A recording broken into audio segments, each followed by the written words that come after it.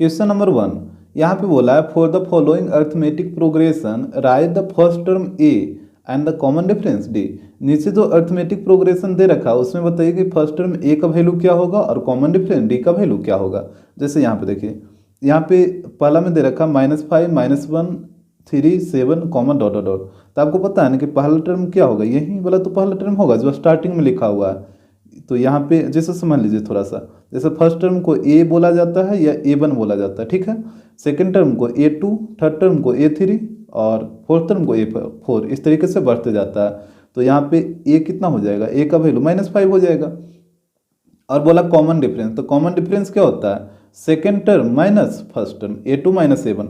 आप पहले भी ये चीज़ तो पढ़ चुके हैं, अगर नहीं पढ़े हैं तो इसको हमेशा याद रखिएगा। कॉमन डिफरेंस क्या होता है, तो दो टर्म के बीच का डिफरेंस। और ये कोई भी दो टर्म आप ले सकते हैं, लेकिन दो टर्म आपको लगातार लेना है। जैसे A3 -A2 भी ले सकते हैं या फिर A4 -A3 भी ले सकते हैं। ऐसा नहीं कि आप A1 ले लिए और एक A4 ले लिए, ऐसा मत करिएगा। कोई भी दो टर्म आप ले सकते हैं, लेकिन दोनों लगातार टर्म लीजिएगा, ठीक है। तो उसके बीच का जो डिफरेंस होता है इसी को बोलते हैं कॉमन डिफरेंस। तो यहाँ से निकालिए D = तो यहाँ पे A2 का वैल्यू है -1 और माइनस A1 का वैल्यू -5। तो यहाँ पे पुट करिए A1 की जगह -5, तो यहाँ पे हो जाएगा -1 और ये +5। तो यहाँ पे कितना हो जाएगा, 4 हो जाएगा। तो कॉमन डिफरेंस आ जाएगा 4 और फर्स्ट टर्म आ जाएगा -5। क्वेश्चन नंबर 2 यहाँ पे देखिए फर्स्ट टर्म क्या हो जाएगा, 1/5 हो जाएगा। और कॉमन डिफरेंस तो D = होता है A2 - A1। पहले लिखिए इसको A2 - A1। और यहाँ पे देखिए A2 का वैल्यू कितना 3/5 माइनस A1 का वैल्यू कितना 1/5। तो यहाँ पे कैलकुलेट करिए, तो 5 एलसीएम हो जाएगा, तो ये हो जाएगा 3 - 1 डेट मीन्स 2/5। तो कॉमन डिफरेंस आ जाएगा 2/5 और फर्स्ट टर्म डेट मीन्स ए आ जाएगा 1/5। क्वेश्चन नंबर 3 यहाँ पे दे रखा है 0.3 0.55 0.80 1.05 डॉट डॉट डॉट। तो फर्स्ट टर्म तो यही वाला रहेगा, तो ए का वैल्यू आ जाएगा 0.3 और कॉमन डिफरेंस तो D = होता है A2 - A1 यानी second term minus first term. तो यहाँ पे सेकेंड टर्म है 0.55 माइनस और फर्स्ट टर्म है 0.3। तो यहाँ पे हो जाएगा 0.3, इसको घटा लीजिए तो ये आ जाएगा 0.25। तो कॉमन डिफरेंस आ जाएगा 0.25 और फर्स्ट टर्म आ जाएगा 0.3। क्वेश्चन नंबर 4 यहाँ पे देखिएगा AP दे रखा है -1.1 -3.1 -5.1 -7.1 इस तरीके से। तो ये हो जाएगा फर्स्ट टर्म, तो यहाँ पे A = हो जाएगा -1.1, इसमें तो कोई दिक्कत नहीं होगा। और कॉमन डिफरेंस क्या होता है, तो A2 - A1 second term minus first term. तो यहाँ पे देखिए A2 कितना है -3.1, तो यहाँ पे आ गया -3.1 माइनस और A1 का वैल्यू यहाँ पे पुट करिए, तो यह है -1.1। तो यहाँ पे देखिए ये हो जाएगा -3.1 और ये माइनस माइनस प्लस 1.1। यहाँ पे इसको कैलकुलेट करिए, तो यहाँ पे ये आ जाएगा -2.0 दैट मीन्स -2। तो यहाँ पे इसका कॉमन डिफरेंस आ जाएगा -2 और फर्स्ट टर्म आ जाएगा -1.1। क्वेश्चन नंबर 2 यहाँ पे बोला है write the arithmetic progression when first term A and common difference D are as follow. यहाँ पे देखिए करा के अर्थमेटिक प्रोग्रेशन लिखना है, मतलब AP लिखिए जिसका फर्स्ट टर्म A और कॉमन डिफरेंस D का वैल्यू दे रखा है। तो यहाँ पे सबसे पहले आप समझिए, जैसे आपको पता है ना कि AP के फर्स्ट टर्म को A या A1 बोला जाता है, सेकेंड टर्म को A2 बोला जाता है, थर्ड टर्म को A3 बोलते हैं और फोर्थ टर्म को A4, अगर फिफ्थ टर्म का बात है तो A5 बोलेंगे और इस प्रकार ये बढ़ते जाता है। और लास्ट टर्म को क्या बोला जाता है, AN बोला जाता है, हमेशा ये रखिएगा। यहाँ पे फर्स्ट टर्म को A या A1 बोला जाता है, ये हो जाएगा फर्स्ट टर्म, और लास्ट टर्म को AN बोला जाता है। इसको हमेशा आपको याद रखना है कि AP का जो लास्ट टर्म होता है इसको AN बोलते हैं। इसके बाद देखिए इसका जेरल फॉर्म, तो इसका जेरल फॉर्म क्या होता है, तो यहाँ पे देखिएगा ये होता है A + D A + 2D, फिर हो जाएगा A + 3D, इसी तरीके से ये बढ़ते चला जाएगा A + 4D dot dot dot. पहला होगा A + D फिर A + D A + 2D A + 3D A + 4D, इस तरीके से ये जेरल फॉर्म होता है। जैसे देखिए एक एग्जाम्पल से आपको समझाते हैं। जैसे मान लीजिए कि किसी AP का फर्स्ट टर्म 2 दे रखा है और कॉमन डिफरेंस 3 दे रखा है। अगर AP का फर्स्ट टर्म 2 है और कॉमन डिफरेंस 3 है और हमसे बोला कि वो AP कौन सा है, AP बताओ, तो यहाँ पे आप क्या करिएगा ना कि ये जो A और D का जो वैल्यू है वो इसके जेरल फॉर्म में पुट कर दीजिएगा। तो जैसे हमको बोला AP लिखने के लिए, तो AP क्या हो जाएगा, तो पहले इसके जेरल फॉर्म लिखिए, तो ये होता है ए प्लस डी, ए प्लस 2D, ए प्लस 3D, इस तरीके से ये बढ़ते जाएगा। अब इसमें वैल्यू पुट करिए ए और डी की जगह, तो ए का वैल्यू था 2, तो यहाँ पे आ जाएगा 2, यहाँ पे हो जाएगा 2 + 3, यहाँ पे हो जाएगा 2 प्लस, यहाँ पे ध्यान दीजिए डी की जगह 3 पुट करेगा तो 3 × 2 6 ना, तो ये हो जाएगा 2 + 6, और यहाँ पे हो जाएगा 2 प्लस, और जब 3 पुट करेगा तो 3 × 3 9, तो यहाँ पे हो जाएगा 2 + 9। वैल्यू आप ध्यान से पुट करिएगा, तो ये हो जाएगा 2, 5, 8, 11। तो इस तरीके से AP लिखाएगा। तो आपको हमेशा यह रखना है कि जब भी फर्स्ट टर्म मतलब A और D का वैल्यू दे रखे और AP लिखना बोले तो आप AP का जो जनरल फॉर्म होता है उसी में इसके वैल्यू को पुट करिएगा, तो AP आ जाएगा। अब यहाँ पे देखिए क्वेश्चन नंबर 1 में A का वैल्यू दे रखा है 4 और D का वैल्यू दे रखा है 3, और हमसे बोला AP लिखने के लिए। तो जैसे ही बोला AP लिखने के लिए तो AP का जो जनरल फॉर्म होता है उसको पहले लिखिए।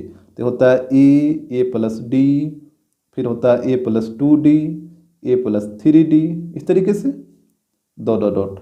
अब यहाँ पे देखिए A का वैल्यू 4 है तो यहाँ पे आ जाएगा 4, फिर यहाँ पे पुट करिए तो ये हो जाएगा 4 + 3, फिर यहाँ पे हो जाएगा 4 प्लस, यहाँ पे 3 पुट करिए तो 3 × 2 हो जाएगा ना, दैट मीन्स ये हो जाएगा 6।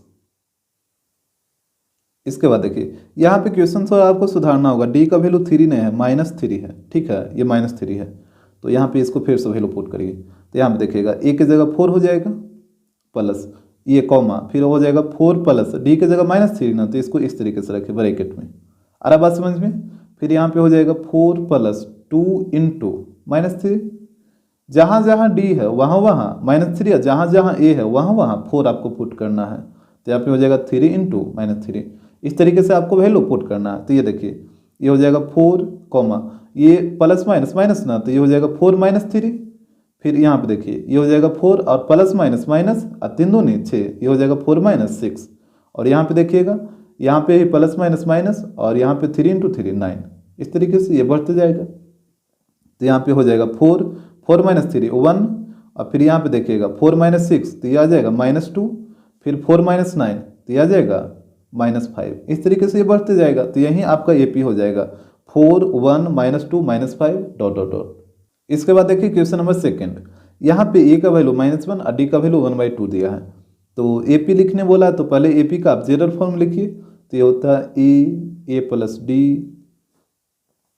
A + 2D, इस तरीके से यहाँ पे वैल्यू पुट करिए तो A की जगह -1 हो जाएगा कॉमा, और यहाँ पे देखिएगा यहाँ पे हो जाएगा -1 + 1/2, ऐसा है ना, फिर कॉमा दीजिए, फिर -1 + 2 × यहाँ पे D का वैल्यू 1/2, इस तरीके से पुट होगा।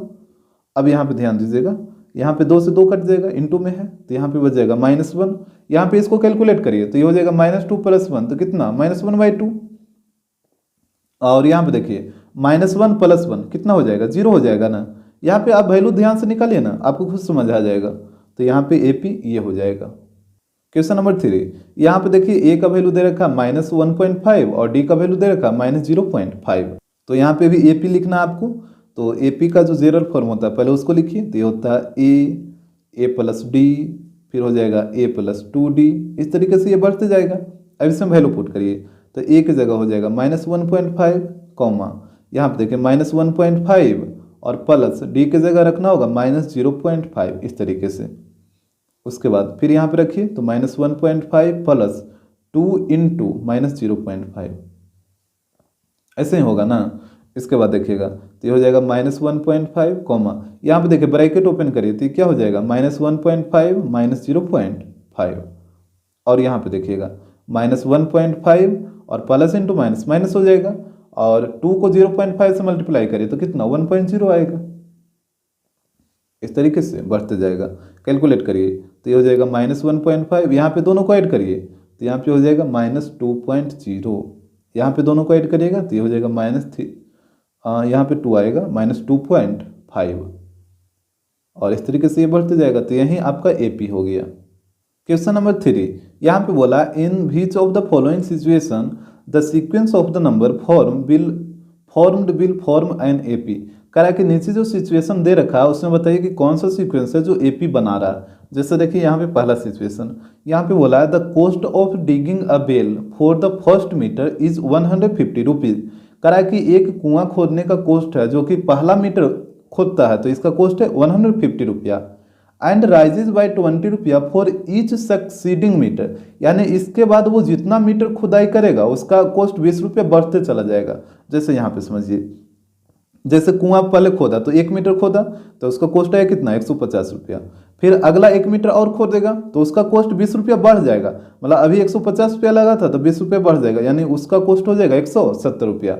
फिर वो अगला 1 मीटर और खोदेगा तो फिर उसका कॉस्ट 20 रुपया बढ़ जाएगा, दैट मीन्स 190 हो जाएगा। फिर अगला 1 मीटर खोदेगा तो फिर 20 रुपया बढ़ जाएगा, तो फिर इसमें 20 ऐड हो जाएगा तो अगला कॉस्ट हो जाएगा इसका 210 रुपया। इसी तरीके से इसका कॉस्ट बढ़ते जाता है। ये तो आपको आ रहा समझ में कैसे हुआ, एक बार फिर से देखिए। यहाँ पे बोला था कि पहला मीटर का खोदने का कॉस्ट है वो 150 रुपया, तो ये हो गया पहला मीटर को खोदने का कॉस्ट 150 रुपया। फिर बोला कि जैसे ही सक्सीडिंग मीटर का मतलब क्या होता है, अगला उसके बाद जितना भी मीटर खुदाई होगा उसका कॉस्ट 20 रुपया से बढ़ते चला जाएगा। तो जैसे 1 मीटर खोदा तो 150 रुपया कॉस्ट आया, फिर अगला मीटर खोदेगा तो उसका कॉस्ट 20 रुपया बढ़ जाएगा। अभी 150 आया था तो 20 रुपया बढ़ जाएगा तो कितना हो जाएगा 170 हो जाएगा। फिर अगला मीटर खोदेगा तो फिर उसका कॉस्ट इससे बढ़ जाएगा 20 रुपया, तो यहाँ पे 170 था तो उसका कॉस्ट हो जाएगा 190 रुपया। उसी प्रकार ये बढ़ते चला जाएगा। तो अब बताइए क्या ये सीक्वेंस एपी में है या नहीं है, तो आप क्या करिएगा D1 निकालिए, तो यहाँ से D1 निकालिएगा तो ये हो जाएगा A2 minus A1 second term minus first term. तो यहाँ से देखिए 170 माइनस 150 हो जाएगा, तो यहाँ से आ जाएगा 20। इसके बाद D2 निकालिए तो D2 इक्वल टू क्या होगा A3 माइनस A2, यही होता है। तो यहाँ पे देखिए A3 कितना है 190 माइनस A2 कितना है 170, तो यहाँ पे इसको माइनस करिएगा तो आ जाएगा 20, यानी D1 भी आ रहा है 20 और D2 भी आ रहा है 20, यानी यहाँ पे आप देख रहे हैं कॉमन डिफरेंस क्या आ रहा है, सेम आ रहा है ना, D1 और D2 आपस में इक्वल आ रहा है। तो यहाँ पे आप बोल सकते हैं कि ये जो सीक्वेंस दे रखा है वो AP में होगा। सो the given sequence is in AP, तो ऊपर जो सीक्वेंस दे रखा था वो क्या है AP में है।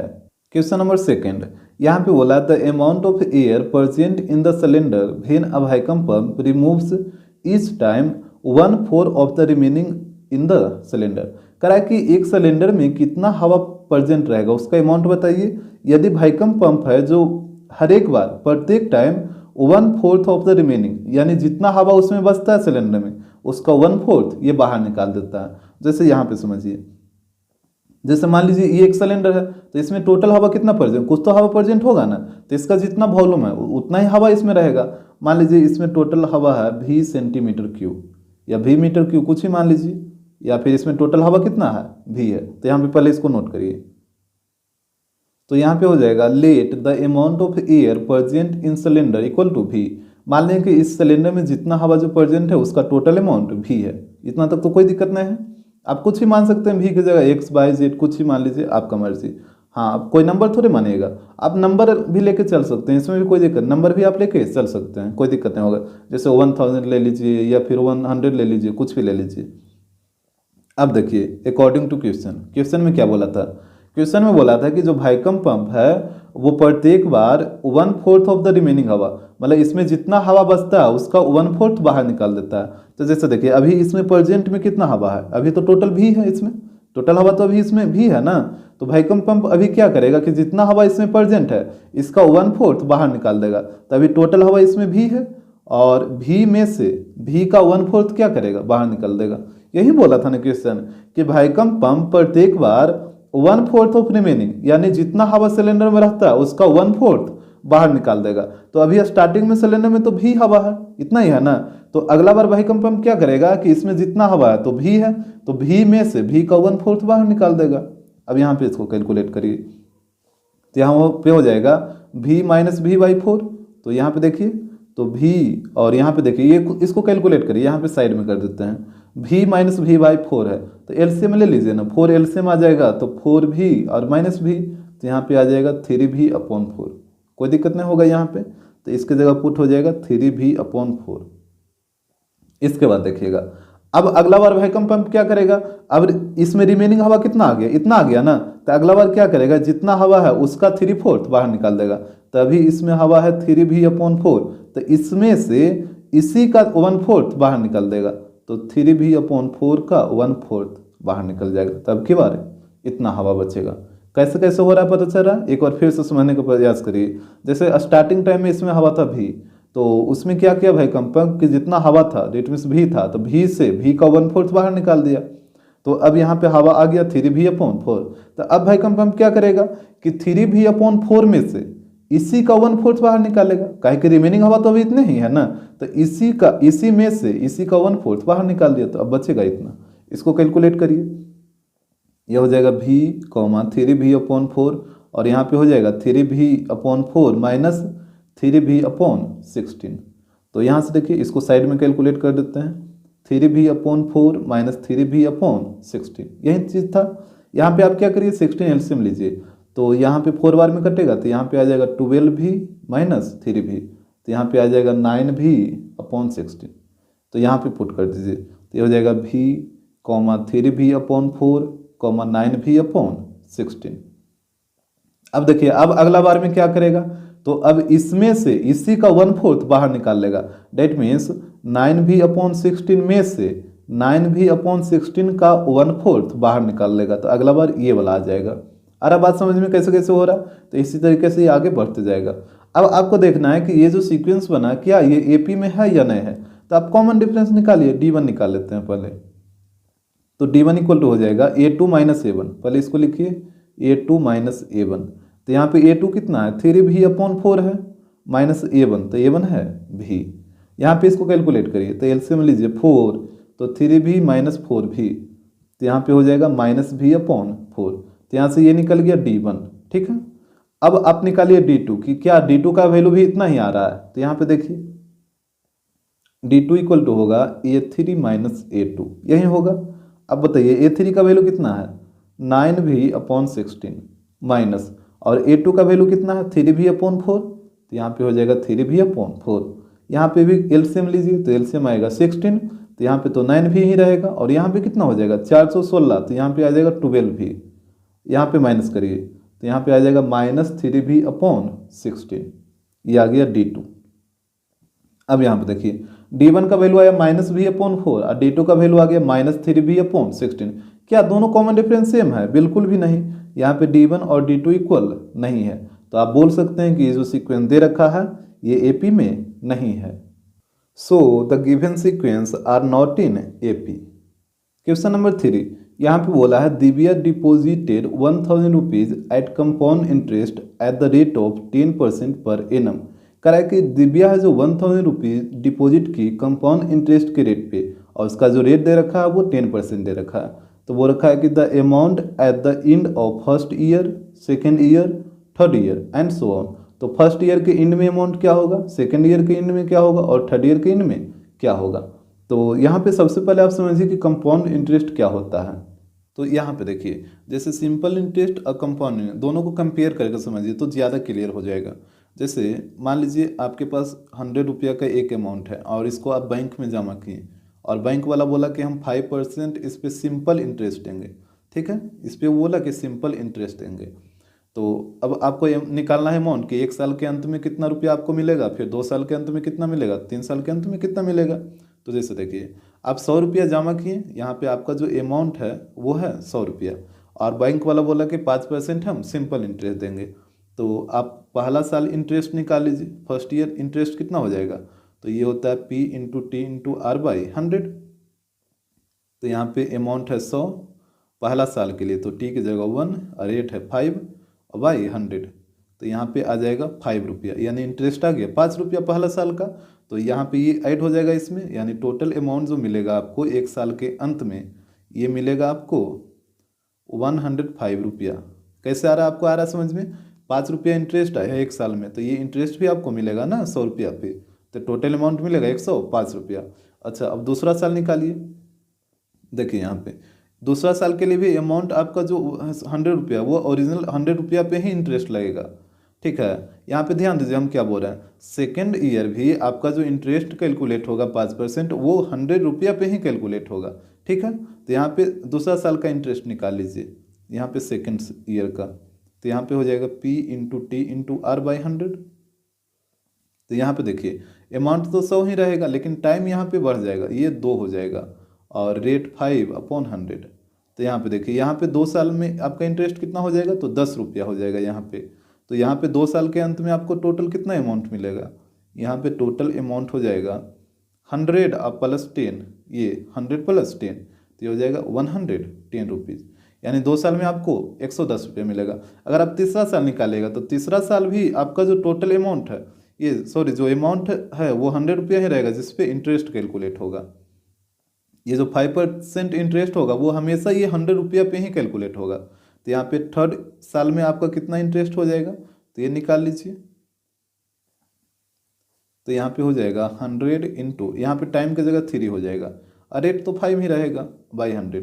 तो यहाँ पे थर्ड साल में आपका इंटरेस्ट हो जाएगा 15 रुपया। तो यहाँ पे आपको तीसरा साल के अंत में टोटल अमाउंट कितना मिल जाएगा, ये हो जाएगा टोटल अमाउंट, देखिए 100 और प्लस 15, तो ये हो जाएगा 115 रुपीज़।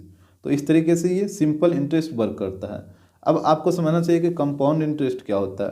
तो देखिए, इसी अमाउंट को हम कंपाउंड इंटरेस्ट पे लेके दिखाते हैं कि इसमें क्या हो रहा है इसके साथ। जैसे अमाउंट था 100 रुपया और आप बैंक में जमा किए, तो बैंक वाला यहाँ पे बोला कि हम 5% कंपाउंड इंटरेस्ट देंगे, तो ठीक है भाई, कंपाउंड इंटरेस्ट ही दो। तो देखिए इसमें क्या होता है, जैसे पहला साल का आप इंटरेस्ट निकाल लीजिए, तो पहला साल का इंटरेस्ट निकालिएगा तो 5% दे रहा है ना, तो 100 का 5%, तो यहाँ पे कटेगा, यानी 5 रुपया आ गया इंटरेस्ट। तो जब 5 रुपया इंटरेस्ट आ गया तो टोटल अमाउंट आपको कितना मिलेगा, यहाँ पे देखिए टोटल अमाउंट हो जाएगा ये 100 और प्लस इंटरेस्ट हुआ 5 रुपया, दोनों ऐड हो जाएगा, तो ये हो जाएगा 105 रुपया। यानी पहला साल के अंत में तो 105 रुपया ही मिलेगा, और सिंपल इंटरेस्ट में भी आपको 105 रुपया ही मिला था। तो पहला साल में तो दोनों के लिए सेम है। लेकिन अब देखिए सेकेंड ईयर में क्या होगा, तो सेकेंड ईयर में जो इंटरेस्ट कम ये जो कैलकुलेट होगा, जो 5% इंटरेस्ट था वो 100 रुपया में ना होकर 105 रुपया पे कैलकुलेट होगा। ठीक है, यहाँ पे जो इंटरेस्ट कैलकुलेट होगा वो 105 रुपया पे होगा। ये दोनों में यही डिफरेंस है। इसमें आप देखे थे कि जो इंटरेस्ट कैलकुलेट हो रहा था बार बार इसका ओरिजिनल अमाउंट जो आप 100 रुपया जमा किए थे उसी पे कैलकुलेट हो रहा था हर बार। पहला साल में भी इसी पे हुआ, दूसरा साल में भी 100 पे हुआ, और तीसरा साल में भी ये 100 रुपया पे ही कैलकुलेट हुआ। लेकिन यहाँ पे ऐसा नहीं है, यहाँ पे टोटल अमाउंट जो आपको एक साल में मिला उस पर अगला साल इंटरेस्ट कैलकुलेट होगा। तो जैसे पहला साल के अंत में 105 रुपया मिला आपको, तो अब अगला साल 105 रुपया पे 5% इंटरेस्ट कैलकुलेट होगा, तब इस पे निकालिए। तो यहाँ पे सेकेंड ईयर कितना इंटरेस्ट आ जाएगा, तो 105 का 5%। तो यहाँ पे देखिए ऊपर मल्टीप्लाई करिए तो आ जाएगा 525 अपॉन 100, यानी यहाँ पे जो इंटरेस्ट आएगा वो आएगा 5.25 रुपया। अब यहाँ पे टोटल अमाउंट आपको कितना मिलेगा, तो यहाँ पे जोड़िए, ये वाला अमाउंट हुआ और ये इंटरेस्ट हुआ, दोनों को ऐड कर दीजिए, तो ये हो जाएगा 105 प्लस 5.25। तो यहाँ पे टोटल अमाउंट हो जाएगा 110.25। देखिए यहाँ पे ज़्यादा आपसे मिला ना, ये सिंपल इंटरेस्ट से ज़्यादा मिला इसमें सेकंड ईयर। यहाँ पे सिर्फ 110 रुपया ही मिला था, यहाँ पे 110 रुपया 25 पैसा मिला। उसी प्रकार जब आप थर्ड ईयर निकालेगा तो थर्ड ईयर जो इंटरेस्ट कैलकुलेट होगा 5%, वो इस अमाउंट पे आ जाएगा। यहाँ पे जो मिला था सेकंड ईयर के लास्ट में 110.25 रुपया, अब इस पे कैलकुलेट होगा इंटरेस्ट। तो आपको आ रहा समझ में कि दोनों में क्या डिफरेंस है। बस यही बेसिक सा डिफरेंस है जो इंटरेस्ट का।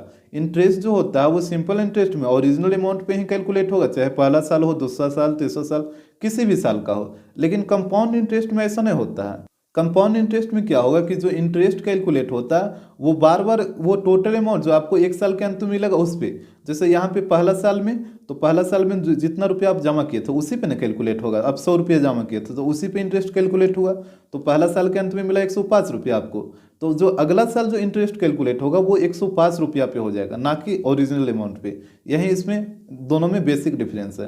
तो अगला साल हो गया 105 पे इंटरेस्ट कैलकुलेट, तो ये हो गया टोटल अमाउंट 110 रुपया 25 पैसा। फिर तीसरा साल, तो तीसरा साल इस पे हो जाएगा, जो दूसरा साल के लास्ट में आपको जितना रुपया मिला इस पे इंटरेस्ट कैलकुलेट हो जाएगा। तो इसी तरीके से कंपाउंड इंटरेस्ट आगे की ओर निकलते। तो अब यहाँ पे देखिए इसमें अमाउंट दे रखा था 1000 और जो इंटरेस्ट था वो था 10%। तो यहाँ पे निकालिए पहले अमाउंट फॉर फर्स्ट ईयर। तो यहाँ पे हो जाएगा अमाउंट फॉर फर्स्ट ईयर।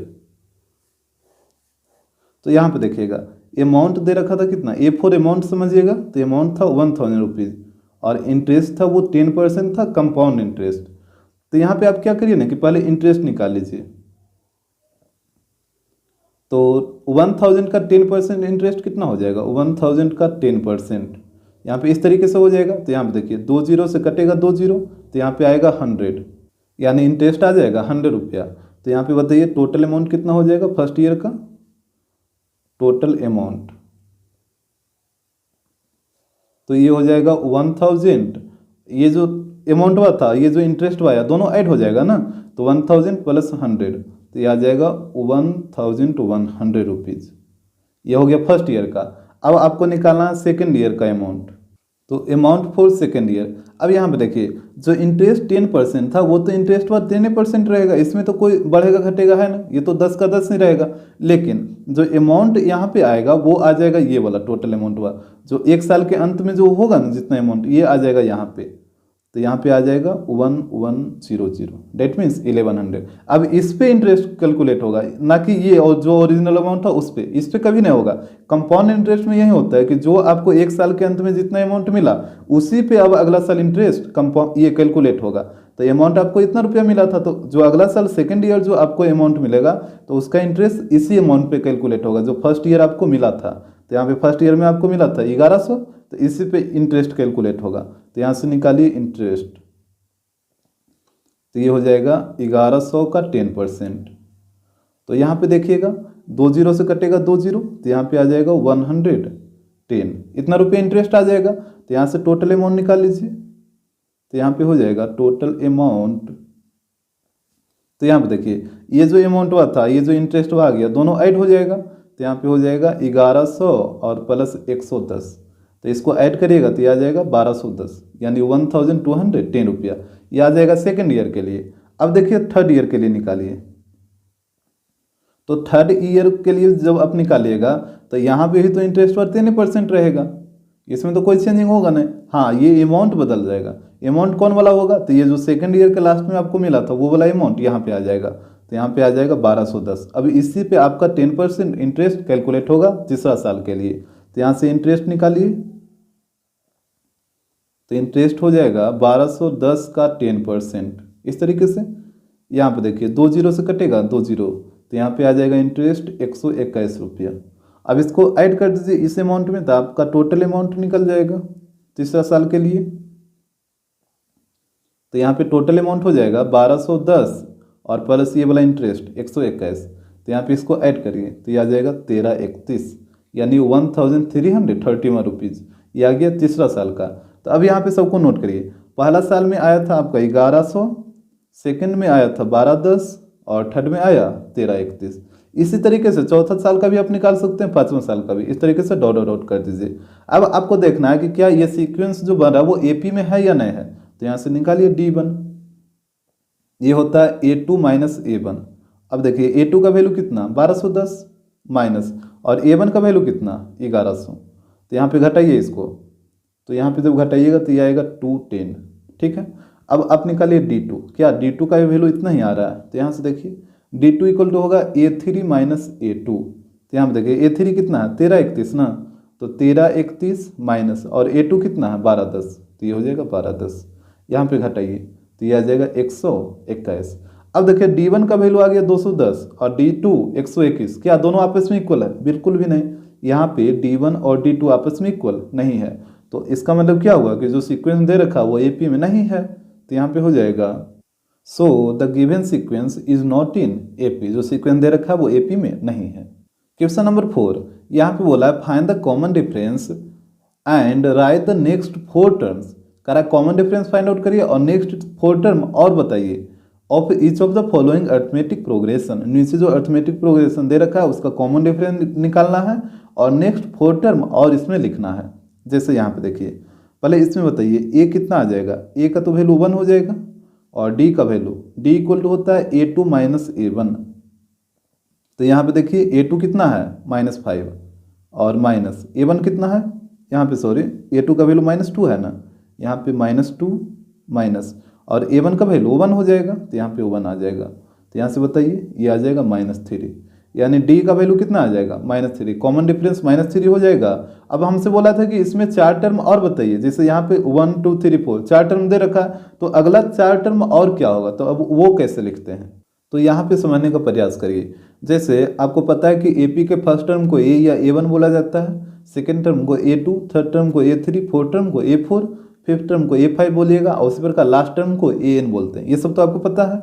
इसके बाद इसका जो जेरल फॉर्म होता है वो होता है ए प्लस डी, ए प्लस 2d, ए प्लस 3d, ए प्लस 4d, ए प्लस 5d, ए प्लस 6d, ऐसे ये बढ़ते चला जाएगा। तो यहाँ पे देखिए जेरल फॉर्म में ये जो हो गया ये हो गया फर्स्ट टर्म, ये वाला जो दिख रहा है ये हो जाएगा सेकेंड टर्म, ये हो जाएगा थर्ड टर्म, ये वाला हो जाएगा फोर्थ टर्म, ये हो जाएगा फिफ्थ टर्म।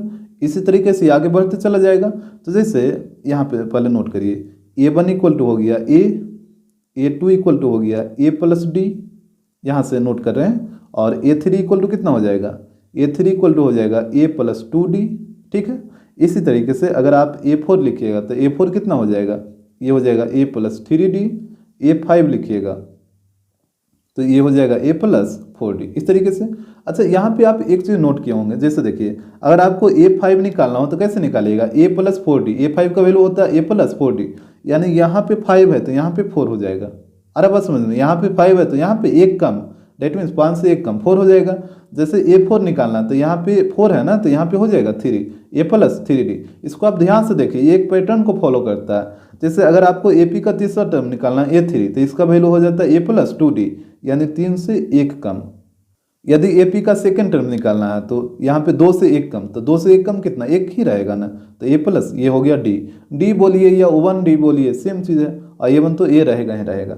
जैसे यहाँ पे समझिए हम आपसे पूछते हैं ए10 का वैल्यू बताइए, ए10 का वैल्यू क्या हो जाएगा, आप क्या बोलिएगा, ए प्लस 9d। यहाँ पे 10th टर्म निकालना है तो 10 से 1 कम यहाँ पे रहेगा। ठीक है, यही आपको ध्यान रखना। जैसे कोई पूछ देगा ए20 का वैल्यू बताओ, तो ए20 का वैल्यू क्या हो जाएगा, ए प्लस 20 से 1 कम तो 19d, यही होगा ना। जैसे कोई बोल देगा ए49 का वैल्यू बताओ, तो यहाँ पे हो जाएगा ए प्लस 49 से 1 कम तो 48d। अरे बस समझ में कैसे हो रहा है जो। जैसे और भी देखिए, अगर आपसे बोल देगा ए25 टर्म का वैल्यू बताओ, तो यहाँ पे क्या हो जाएगा, ए प्लस 24d। अब तो आपको क्लियर हो गया होगा। अगर आपको 25वां टर्म बोलेगा तो इससे 1 कम लेना है, यहाँ पे 24d। जैसे बोलेगा ए100, तो इसका वैल्यू क्या हो जाएगा, ए प्लस 99d। तो बस इसी का यूज हम उसमें भी करेंगे, तो आप इसको पहले ध्यान से समझ लीजिए। अब यहाँ पे देखिएगा क्वेश्चन में हमसे बोला था नेक्स्ट 4 टर्म, यानी 4 टर्म और बताइए। तो यहाँ पे देखिए, यहाँ पे पहले दे रखा है कौन कौन, ए1 दे रखा है, ए2 दे रखा है, ए3 दे रखा है और ए4 दे रखा है। तो इसके बाद कौन कौन आएगा, आएगा ए5, ए6, ए7, यही आएगा ना, और ए8। यही 4 टर्म का वैल्यू आपको निकालना है। हमसे बोला था नेक्स्ट 4 टर्म, मतलब इसके बाद जो 4 टर्म आएगा उसका वैल्यू बताइए। तो ये 4 टर्म दे रखा था, तो इसके बाद आएगा ए5, ए6, ए7 और ए8। तो बारी बारी से निकालिए। तो सबसे पहले ए5 का वैल्यू निकालेंगे। तो ए5 इक्वल टू क्या होगा, अभी आपको सिखाएं, 5 से 1 कम लेना है, तो ए प्लस 4d। अब यहाँ पे वैल्यू पुट करिए, तो ए का वैल्यू है 1 प्लस 4 और डी का वैल्यू है -3। इस तरीके से हो जाएगा। तो यहाँ पे हो जाएगा 1 माइनस 4 इंटू 3 12 ना, तो 1 माइनस 12 कितना, -11। आ रहा समझ में। ध्यान से आप देखिए, इसके बाद a6, तो a6 कितना हो जाएगा, a प्लस, इससे 1 कम लीजिएगा तो 5d हो जाएगा, a प्लस 5d। तो यहाँ पे हो जाएगा 1 प्लस 5 और d का वैल्यू -3। तो यहाँ पे हो जाएगा 1 और यहाँ पे प्लस इंटू माइनस माइनस, तो 1 माइनस 15, तो ये हो जाएगा -14। इसी तरीके से आपको निकालते जाना है। अब निकालिए a7, तो a7 क्या होगा, 7 से 1 कम, तो a प्लस 6d हो जाएगा। तो यहाँ पे हो जाएगा 1 प्लस 6 इंटू -3, तो यहाँ पे हो जाएगा 1 माइनस 18, तो यहाँ पे आ जाएगा -17। इसके बाद a8 भी निकाल लीजिए, तो यहाँ पे हो जाएगा a प्लस 7d। यहाँ पे भी वैल्यू पुट करिए, तो a का तो वैल्यू 1 ही रहेगा और प्लस 7 इंटू डी का ही वैल्यू -3। तो यहाँ पे हो जाएगा 1 माइनस 21, तो यहाँ पे कितना आ जाएगा, ये आ जाएगा -20। यानी इसका जो 5th टर्म होगा वो हो जाएगा -11, 6th टर्म हो जाएगा -14, 7th टर्म -17 और 8th टर्म हो जाएगा -20। तो इसको आप ध्यान से समझने का प्रयास करिए। यदि आप एक क्वेश्चन भी समझ जाते हैं तो फिर सारा का सारा बन जाएगा। अब देखिए क्वेश्चन नंबर 2, यहाँ पे दे रखा है 0, -3, -6, -9 डॉट डॉट किया है। तो यहाँ पे ए का वैल्यू कितना हो जाएगा 0, और हमसे बोला था कॉमन डिफरेंस, तो डी कितना हो जाएगा डी इक्वल टू होता है A2 माइनस A1। तो यहाँ से पुट करिए तो A2 का वैल्यू कितना -3 ना, तो यहाँ पे -3 माइनस और A1 का वैल्यू 0, तो यहाँ पे -3 माइनस 0 कितना हो जाएगा -3 ही रहेगा। और इसके बाद 4 टर्म और आपको लिखना है, तो यहाँ पे देखिए A1 A2 A3 A4, तो अगला टर्म कौन आएगा A5 आएगा, A6 आएगा, A7 आएगा और A8, यही 4 टर्म आपको लिखना है ना। तो लिखिए बारी बारी से, तो पहले A5 लिखिए, तो A5 क्या हो जाएगा 5 से 1 कम, that means A plus 4D। तो यहाँ पे वैल्यू पुट करिए, तो A की जगह 0 प्लस 4 और D की जगह -3, तो यहाँ पे हो जाएगा 0 -2 वैल्यू, यहाँ पे प्लस इंटू माइनस माइनस होगा ना, तो 0 -2 वैल्यू ये हो जाएगा -2 वैल्यू।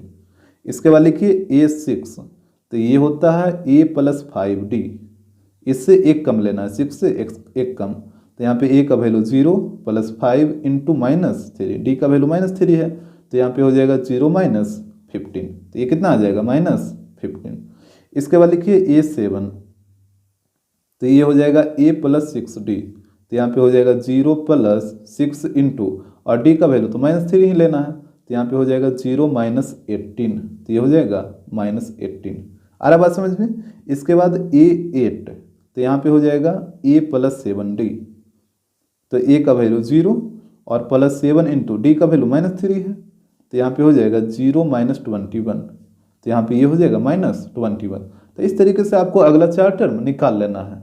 इसके बाद देखिए क्वेश्चन नंबर 3, यहाँ पे AP दिया है -1, 1/4, 3/2 डॉट डॉट डॉट किया है, तो A का वैल्यू बताइए, A का वैल्यू -1 हो जाएगा और D का वैल्यू बताइए, तो ये होता है A2 माइनस A1। तो यहाँ पे देखिएगा A2 कितना 1/4 माइनस A1 कितना -1, तो यहाँ पे हो जाएगा 1/4 और माइनस माइनस प्लस 1, यहाँ पे कैलकुलेट करिए ना, तो एलसीएम ले लीजिए, तो ये हो जाएगा 1 प्लस 4, डेट मीन्स D का वैल्यू आ जाएगा 5/4, ये आपको ध्यान रखना है। D का वैल्यू आ गया 5/4 और A का वैल्यू है -1। हमसे बोला था अगला 4 टर्म, तो यहाँ पे देखिए A1 A2 A3 3 टर्म तो दे रखा है, तो आपको निकालना है A4 A5 A6 और A7, यही 4 टर्म अगला निकालना होगा ना। तो बारी बारी से निकालिए। सबसे पहले निकालते हैं A4, ये होगा A प्लस 3D, यहाँ पे वैल्यू पुट करिए, तो A का वैल्यू -1 प्लस 3 इंटू और D का वैल्यू 5/4, इस तरीके से हो जाएगा। अब यहाँ पे देखिए ये हो जाएगा -1 और यहाँ पे इसको कैलकुलेट करिए, तो यहाँ पे हो जाएगा 15/4, तो यहाँ पे एलसीएम ले लीजिए। आप चाहे तो अपने हिसाब से डायरेक्ट भी कर सकते हैं, आपका मर्जी, हम सिर्फ समझाने के लिए पूरा डिटेल कर रहे हैं और कोई बात है नहीं। तो यहाँ पे देखिए ये कैलकुलेट करिएगा तो 11/4 आ जाएगा, तो ये हो गया आपका 4th टर्म। अब निकालिए A5, तो ये होता है A प्लस 4D। अब यहाँ से इसका वैल्यू पुट करिए, तो -1 प्लस 4 इंटू और D का वैल्यू कितना है 5/4 ना, तो यहाँ पे आ जाएगा 5/4, तो यहाँ पे हो जाएगा -1 प्लस यहाँ पे मल्टीप्लाई करिए तो 20/4 होगा। वही काम करना है आपको, एलसीएम ले लेना है 4, तो यहाँ पे -4 प्लस 20 में से 4 घटाइए, तो यहाँ पे आ जाएगा 16/4, ये हो गया आपका A5। इसके बाद A6 निकालिए, तो ये हो जाता है A प्लस 5D, तो ये हो जाएगा -1 प्लस 5 इंटू और D का वैल्यू कितना 5/4 है, तो यहाँ पे हो जाएगा -1 प्लस 25/4। अब यहाँ पे देखिएगा 4 एलसीएम ले लेते हैं, तो -4 प्लस 25, यहाँ पे घटाइए इसको, तो ये आ जाएगा 21/4, ये हो गया आपका A6। और निकाल लीजिए A7, तो ये होता है A प्लस 6D, तो यहाँ पे हो जाएगा -1 प्लस 6 इंटू और D का वैल्यू कितना 5/4 ना, तो यहाँ पे 5/4 होगा, तो ये हो जाएगा -1 प्लस यहाँ पे मल्टीप्लाई करिए तो 30/4, तो कैलकुलेट करिए 4 एलसीएम, तो यहाँ पे -4 प्लस 30, तो यहाँ पे आ जाएगा 26/4। तो इस तरीके से आपको अगला 4 टर्म निकाल लेना है। क्वेश्चन नंबर 4 देखिए, यहाँ पे दे रखा है -1, -5/6, -2/3 डॉट डॉट डॉट किया है, तो यहाँ से पहले A का वैल्यू नोट करिए, तो A का वैल्यू कितना हो जाएगा -1 और D, तो D इक्वल होता है A2 माइनस A1। तो यहाँ पे देखिए A2 का वैल्यू है -5/6 और माइनस A1 का वैल्यू है -1, तो यहाँ पे पुट करिए -1, तो ये हो जाएगा -5/6 और minus into minus plus 1, LCM ले लीजिए 6, तो यहाँ पे हो जाएगा -5 और यहाँ पे +6, तो यहाँ पे आ जाएगा 1/6। तो डी का वैल्यू आ गया 1/6, इसको आप ध्यान में रखिएगा। हमसे पूछा था अगला 4 टर्म, तो A1 A2 A3, तो अगला आपको निकालना होगा A4 A5 A6 और A7, यही ना 4 टर्म अगला होगा, तो इसी का वैल्यू निकालना है। तो बारी बारी से निकालिए, पहले हम A4 निकालते हैं, तो A4 हो जाएगा A + 3D। तो यहाँ पे देखिएगा, तो A का वैल्यू पुट करिए -1 प्लस 3 इंटू और D का वैल्यू 1/6, तो यहाँ पे हो जाएगा -1 प्लस 3/6।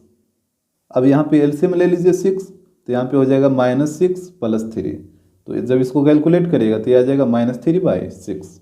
और यहाँ पे इसको काट दीजिए 3 से ये 2 बार में, तो यहाँ पे आ जाएगा -1/2, तो A4 आ गया -1/2। इसी तरीके से आप A5 निकालिए, तो A5 क्या होगा, ये हो जाएगा A + 4D। इतना तो आ रहा है समझ में। अब वैल्यू पुट करिए, तो A का वैल्यू -1 और D का वैल्यू कितना था, D का वैल्यू था 1/6, तो यहाँ पे हो जाएगा 4 इंटू 1/6। तो यहाँ पे कैलकुलेट करिए, तो ये हो जाएगा -1 प्लस 4/6, यही होगा ना, 4 इंटू 1 4/6। आप चाहिए तो इसको यहाँ पे भी काट सकते हैं, आपका मर्जी। तो यहाँ पे 6 एलसीएम ले लीजिए, तो -6 + 4, तो यहाँ पे हो जाएगा -2/6, और इसको जब काटिएगा 3 बार में, तो यहाँ पे आ जाएगा -1/3। तो यहाँ पे A5 आ गया -1/3। अब देखिए A6, तो ये होगा A + 5D। अब यहाँ पे भी वैल्यू पुट करिए, तो A का वैल्यू -1 प्लस 5 और D का वैल्यू कितना है, यहाँ पे देखिए D का वैल्यू 1/6, तो यहाँ पे आ जाएगा 1/6। तो यहाँ पे हो जाएगा -1 प्लस 5/6। यहाँ पे भी एलसीएम ले लीजिए 6, तो ये हो जाएगा -6 + 5, तो यहाँ पे कितना आ जाएगा -1/6, तो यहीं रह जाएगा ये -1/6। इसके बाद एक और है A7, तो ये हो जाएगा A + 6D।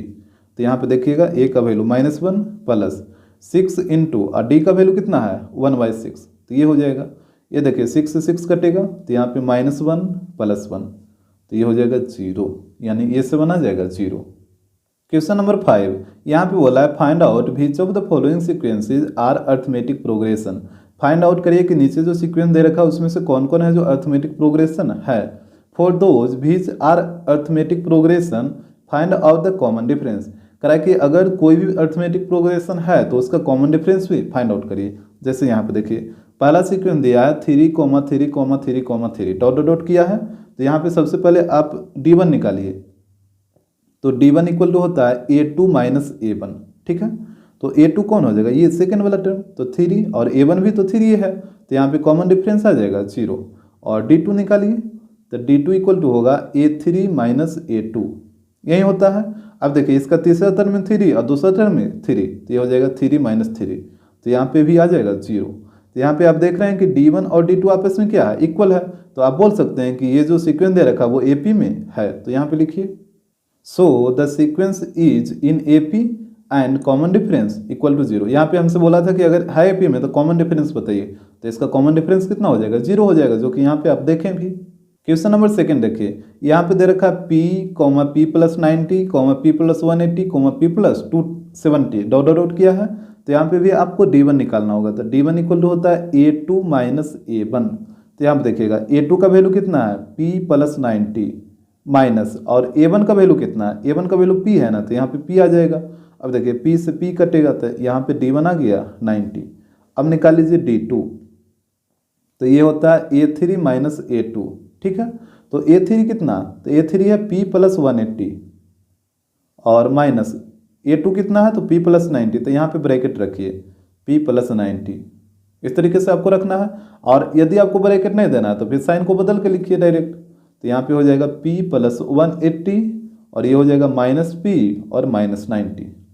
अब यहाँ पे ध्यान दीजिए P से P कटेगा और 180 - 90 कितना आएगा, 90 ही आएगा ना। तो यहाँ पे आप देख रहे हैं कि D1 भी 90 आ गया और D2 भी 90 आ गया, यानी D1 और D2 आपस में क्या इक्वल है। तो आप बोल सकते हैं कि ये जो सीक्वेंस दे रखा है वो AP में होगा।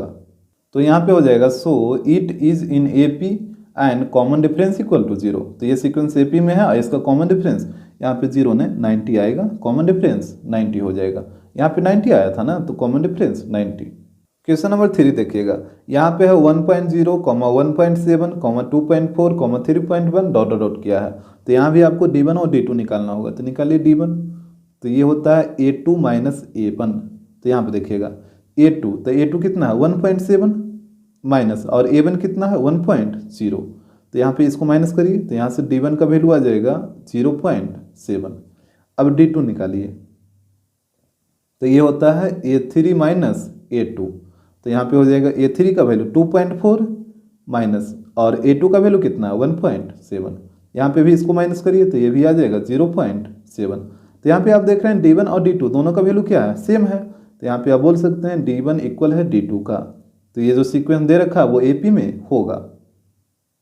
सो इट इज इन AP, ये AP में है, एंड कॉमन डिफरेंस यहाँ पे हो जाएगा 0.7, जो कि यहाँ पे आप देखे भी थे। क्वेश्चन नंबर 4, यहाँ पे देखिए दे रखा है -225, -425, -625, -825 और डॉट डॉट किया है।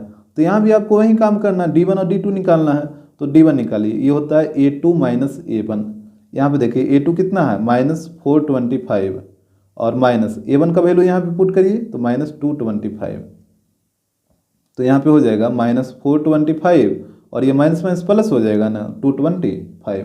तो यहाँ पे इसको कैलकुलेट करिए, तो ये आ जाएगा 200, निगेटिव में आएगा -200। इसके बाद D2 निकाल के देखिए, तो यहाँ पे D2 इक्वल टू हो जाएगा A3 माइनस A2, और A3 कितना है -625 माइनस, और A2 कितना है -425। इस तरीके से अब देखिए -625, और ये माइनस माइनस प्लस हो जाएगा 425। यहाँ पे भी इसको कैलकुलेट करिएगा, तो यहाँ पे भी आ जाएगा -200। तो यहाँ से आप देख रहे हैं कि D1 और D2 दोनों का वैल्यू कितना आ रहा है -200, जो कि सेम है। तो यहाँ पे D1 इक्वल आ गया D2 का। तो ये जो सीक्वेंस दे रखा वो AP में है, तो यहाँ पे लिखिए so it is in AP and common difference equal to -200। Question number 5 देखिएगा, यहाँ पे लिखा है 10, 10 प्लस 2 पे पावर 5, 10 प्लस 2 पे पावर 6, 10 प्लस 2 पे पावर 7 डॉट डॉट डॉट किया है। तो यहाँ पे निकालिए D1 और D2। तो D1 इक्वल टू होता है A2 माइनस A1। तो यहाँ पे वैल्यू पुट करिए, तो A2 ये वाला हो जाएगा ना, तो ये हो जाएगा 10 प्लस 2 पे पावर 5 माइनस, और A1 का वैल्यू 10 हो जाएगा। तो यहाँ से 10 प्लस माइनस कट जाएगा, तो यहाँ पे बचेगा 2 पे पावर 5, और इसका वैल्यू कितना होता है 32। तो यहाँ से D1 आ गया 32। अब आपको निकालना है D2। तो यहाँ से निकालिए D2। तो D2 इक्वल टू होगा A3 माइनस A2, यही चीज़ होगा। तो यहाँ पे देखिए, यहाँ पे हो जाएगा D2 इक्वल टू A3 का वैल्यू कितना है, यह है 10 प्लस 2 पे पावर 6, माइनस है तो अगला को ब्रैकेट में रखिएगा, और A2 का वैल्यू है 10 प्लस 2 पे पावर 5, तो ये हो जाएगा 10 प्लस 2 पे पावर 5 इस तरीके से। अब देखिए यहाँ पे 10 प्लस 2 पे पावर 6, और यहाँ पे ब्रैकेट ओपन करिए, तो ये हो जाएगा -10 और -2 पे पावर 5, यही चीज़ होगा ना। अब देखिए 10 से 10 कटेगा, प्लस माइनस में है तो, और यहाँ पे 2 पे पावर 6 का मतलब कितना 64, और 2 पे पावर 5 का मतलब 32। तो यहाँ से घटाइए, तो D2 आ जाएगा 32। ठीक है, तो यहाँ से आप देख रहे हैं D1 और D2 दोनों तो इक्वल आ रहा है, लेकिन यहाँ पे आपको D3 भी निकाल के देखना चाहिए। ठीक है, अब आप बोलिए क्यों निकालना है, हर क्वेश्चन में तो D1 और D2 ही निकाल रहे थे। तो अभी आपको बताते हैं, पहले निकालिए D3। तो ये हो जाएगा A4 माइनस A3। तो यहाँ से हो जाएगा D3 इक्वल टू A4, देखिएगा A4 कितना है, ये वाला हो जाएगा ना फोर्थ टर्म। तो ये हो जाएगा 10 प्लस 2 पे पावर 7 माइनस, और A3 ये वाला होगा, तो ये हो जाएगा 10 प्लस 2 पे पावर 6। तो यहाँ पे हो जाएगा 10 प्लस 2 पे पावर 7, और यहाँ पे ब्रैकेट ओपन करिए, तो -10, और वो हो जाएगा -2 पे पावर 6। यहाँ पे देखिए 10 प्लस माइनस ये तो कट जाएगा, तो 2 पे पावर 7 ये कितना आ जाएगा 128। जैसे 2 पे पावर 6 आया था ना 64, तो इसमें 2 से मल्टीप्लाई कर दीजिए, तो 2 पे पावर 7 का वैल्यू आ जाएगा, और 2 पे पावर 6 तो 64 है ही। तो यहाँ पे इसको घटाइए, तो यहाँ पे D3 का वैल्यू आ जाएगा 64, और हाँ 64 ही आएगा।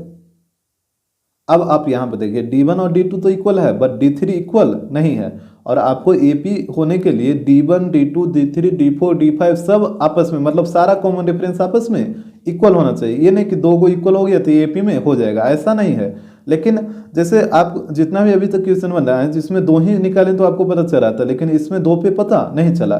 तो 1% क्वेश्चन ऐसा रहेगा ही जिसमें आपको 3 टर्म में निकालना होगा, बाकी 99% क्वेश्चन में आपको 2 ही निकालना है, D1 D2, तो आपको पता चल जाएगा।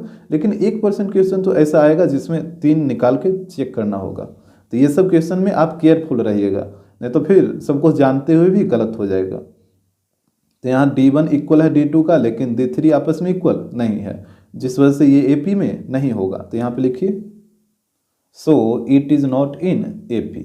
क्वेश्चन नंबर 6 देखिए, यहाँ पे लिखा है 1 का स्क्वायर, 3 का स्क्वायर, 5 का स्क्वायर, 7 का स्क्वायर, डॉट डॉट डॉट किया है। तो यहाँ से भी आपको D1 और D2 निकालिए। तो D1 होता है A2 माइनस A1। तो यहाँ पे देखिए A2 का वैल्यू कितना है 3 पे पावर 2 माइनस A1 का वैल्यू 1 पे पावर 2। तो यहाँ पे देखिए 3 का स्क्वायर कितना 9 और 1 का स्क्वायर 1। तो यहाँ से D1 का वैल्यू आ जाएगा 8। अब आपको निकालना है D2। तो ये होता है A3 माइनस A2। तो यहाँ पे देखिए A3 का वैल्यू कितना 5 पे पावर 2 माइनस और A2 का वैल्यू 3 पे पावर 2। तो यहाँ पे हो जाएगा 5 का स्क्वायर 25 और 3 का स्क्वायर 9। तो यहाँ से बताइए D2 कितना आ जाएगा, ये आ जाएगा 16। अब देखिए D1 का वैल्यू आ गया 8 और D2 का वैल्यू आ गया 16। क्या दोनों आपस में इक्वल है? बिल्कुल भी नहीं। यहाँ पे D1 और D2 आपस में इक्वल नहीं है, तो आप बोल सकते हैं कि जो सीक्वेंस दे रखा है वो AP में नहीं होगा। सो the given sequence is not in AP। जो सीक्वेंस दे रखा वो AP में नहीं होगा। क्वेश्चन नंबर 7, यहाँ पे देखिएगा, यहाँ पे A प्लस बी दिया है, फिर A+1 प्लस बी, फिर A+1 प्लस B+1, फिर A+2 प्लस B+1, इस तरीके से ये किया है।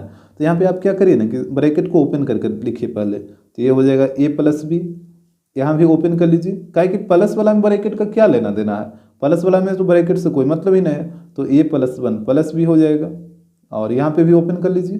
तो A+1 प्लस बी और +1 ये हो जाएगा, यहाँ पे हो जाएगा A+2 और प्लस बी +1। इस तरीके से आप इसको लिख सकते हैं। अब यहाँ आपको अगर ब्रैकेट देना है तो यहाँ पे दे दीजिए, फर्स्ट लास्ट में दे दीजिए, कोई दिक्कत नहीं है, और नहीं देना है तो मत दीजिए। अब देखिए D1 और D2 आपको निकालना है। तो D1 क्या होता है A2 माइनस A1। यहाँ पे देखिएगा A2 ये वाला टर्म आएगा, तो यहाँ पे रखिए A+1 प्लस बी माइनस अब A1, तो यहाँ पे निगेटिव है तो अगला को ब्रैकेट में रखिएगा A1 को, और A1 का वैल्यू है A प्लस बी, तो यहाँ पे हो जाएगा A प्लस बी। तो यहाँ पे देखिए A+1 प्लस बी, अब ब्रैकेट ओपन करेगा तो दोनों का साइन बदल जाएगा, तो -A minus B, A plus minus कट जाएगा और B भी प्लस माइनस A भी कट जाएगा, तो यहाँ पे O1 हो जाएगा। तो D1 का वैल्यू कितना आ गया, O1 आ गया। अब आपको निकालना है D2। तो यहाँ पे देखिए D2 इक्वल टू होता है A3 माइनस A2। तो यहाँ पे वैल्यू पुट करिए, A3 का वैल्यू ये वाला है ना, इसको यहाँ पे रखिए। तो A+1 प्लस बी +1 माइनस, अब माइनस है तो अगला को रखिएगा ब्रैकेट में, दैट मीन्स A2 को, और A2 का वैल्यू ये है A+1 प्लस बी, तो यहाँ पे हो जाएगा A+1 प्लस बी। तो ये हो जाएगा A+1 प्लस बी +1, यहाँ पे ब्रैकेट ओपन करिए तो सारा का साइन बदलेगा, तो ये हो जाएगा -A -1 माइनस बी, ऐसे ही होगा ना।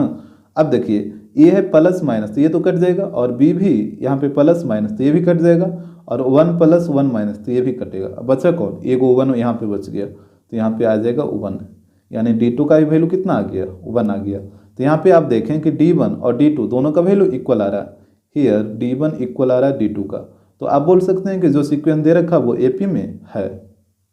सो it is in AP and common difference O1 हो जाएगा। क्वेश्चन नंबर 6, यहाँ पे देखिए क्या बोला है, can I prove that no matter what the real numbers A and B are, the sequence with nth term A plus NB is always an AP, what is the common difference. कह रहा है कि यहाँ पे कह रहा है कि no matter A and B जो रियल नंबर है वो क्या होगा, इससे कोई फर्क नहीं पड़ता, मतलब A और B का वैल्यू कुछ भी, कोई भी रियल नंबर हो सकता है। और बोला कि ये जो सीक्वेंस दे रखा है nth टर्म वाला A प्लस NB वो ऑलवेज AP में होगा। जैसे यहाँ पे समझिए AN इक्वल टू दे रखा है A प्लस NB, ठीक है, और बोला कि A और B का वैल्यू कोई भी रियल नंबर हो सकता, कुछ भी, तो और बोला कि ये ऑलवेज हमेशा AP में होगा, ये आपको शो करना है। तो जैसे देखिए आप पहले क्या करिए ना कि n की जगह 1 2 3 पुट करिए, तो यहाँ पे n की जगह 1 पुट करिए, तो ये हो जाएगा A प्लस, और यहाँ पे 1 पुट करिएगा तो 1 × B, जैसे यहाँ पे लिख देते हैं, इस तरीके से हो जाएगा। तो यहाँ पे हो जाएगा A प्लस B, ऐसे ही होगा ना। जब आप 2 पुट करिएगा तो ये हो जाएगा A प्लस, n की जगह 2 आ जाएगा इस तरीके से, तो ये हो जाएगा A प्लस 2B। आ रहा बात समझ में। आप 3 पुट करिए, तो 3 पुट करिएगा तो A प्लस n की जगह 3 × B, तो यहाँ पे हो जाएगा A प्लस 3B। और बोला था कि ए और बी का कोई भी रियल नंबर आप ले सकते हैं। जैसे आप एक चीज़ समझिए, जैसे आप ए का वैल्यू यहाँ पे ले लिए 3 और बी का वैल्यू ले लिए 5, ए का वैल्यू ले लिए 3 और बी का वैल्यू ले लिए 5, तो हर जगह आपको यही वाला वैल्यू लेना। आप जैसे इसमें आप 3 और 5 पुट किए तो इसमें भी आपको 3 और 5 ही पुट करना, और इसमें भी ये नहीं कि यहाँ पे आप 3 और 5 ले लिए तो यहाँ पे 5 और 7 ले लीजिएगा, ऐसा काम मत करिएगा। मतलब कुछ भी लेने का मतलब ये ना है कि इसमें कुछ पुट कर दे रहे हैं, इसमें कुछ पुट कर दे रहे हैं। अरे हर जगह तो ए और बी ही लिखा हुआ है ना, तो जब आप ए का वैल्यू 3 लिए हैं और बी का वैल्यू 5 लिए हैं तो हर जगह आपको ए की जगह 3 और बी की जगह 5 ही रखना होगा।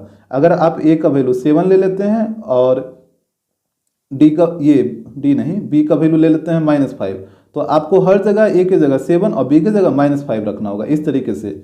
लेकिन यहाँ पे हम वैल्यू पुट नहीं करेंगे, इससे इसका तो कोई ज़रूरत ही नहीं आएगा। जैसे देखिए आपके पास 3 टर्म आ गया ना, A1 A2 A3।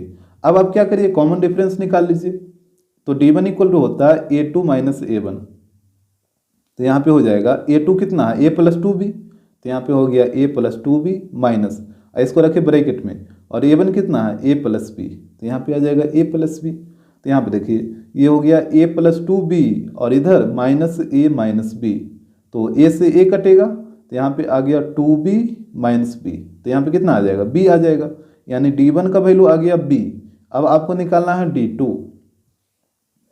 तो यहाँ पे देखिए D2 कितना होता है, D2 होता है A3 माइनस A2, यही होता है। अब देखिए A3 कितना है A प्लस 3B, तो यहाँ पे तो आ जाएगा A प्लस 3B माइनस, और A2 है A प्लस 2B, तो यहाँ पे पुट करिए A प्लस 2B। अब देखिए यहाँ से ब्रैकेट ओपन करिए तो ये हो जाएगा A प्लस 3B, अब वो हो जाएगा माइनस A माइनस 2B, यही ना।